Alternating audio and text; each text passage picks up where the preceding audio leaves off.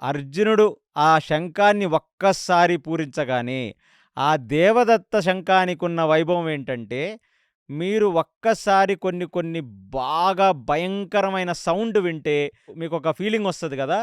మొత్తం కౌరవ సేనకి వాళ్ళ కడుపులు కదిలినట్టు, గుండెలదిరినట్టు వాళ్ళకా ఫీలింగొస్తది. రాగానే దుర్యోధనుడు కనురెప్పలు లెగుస్తాయి పైకి. ఏమిటి సౌండు? ఏమిటిది? ముందు ఒకడు రథసారథిగా వచ్చాడు. ఎనకున్న యువరాజు దిగి పారిపోయాడు. ఇప్పుడు యువరాజే వచ్చి రథసారథి ప్లేస్‌లో కూర్చుంటే, ఆ అక్కడ రథసారథి ఏమో ఆ వెనకాల కూర్చున్నాడు. రథసారథేమో పెద్ద ధనస్సుని పట్టుకొని అక్కడ నించున్నాడు. ఖచ్చితంగా ఇతను అర్జునుడే అని ఆ దుర్యోధనుడికి ఒక్కసారి అర్థమైపోతది.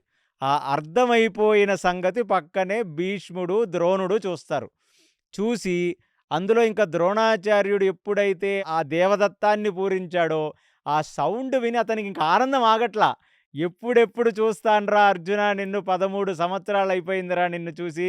ఎన్ని బాధలు పడ్డార్రా మీరు ఆ వనవాసంలో, ఆ అజ్ఞాతవాసంలో అని కళ్ళెమ్మట నీళ్ళొచ్చేసి, "వస్తున్నాడురా మన అర్జునుడొస్తున్నాడు, వస్తున్నాడంటాడు" ఒక్కసారి. ఆ మాట వినగానే ఒక్కసారిగా పక్కకు తిరిగి దుర్యోధనుడు చూసి, గురువని మర్చిపోయి, ఈ నువ్వసలు మా సైడా? వాళ్ళ సైడా? అసలు నువ్వేం మనిషివయ్యా నువ్వు? వాడు అర్జునుడన్న సంగతి నాకర్థమైపోయింది. ఆ!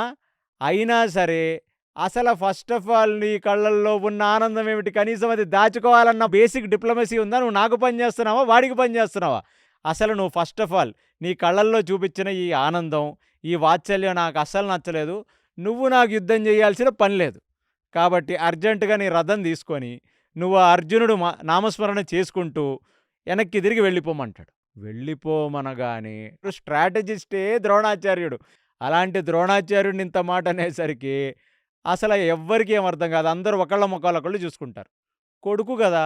ఇప్పుడు బయటపడలేక అశ్వత్థామ ముందుకొస్తాడు.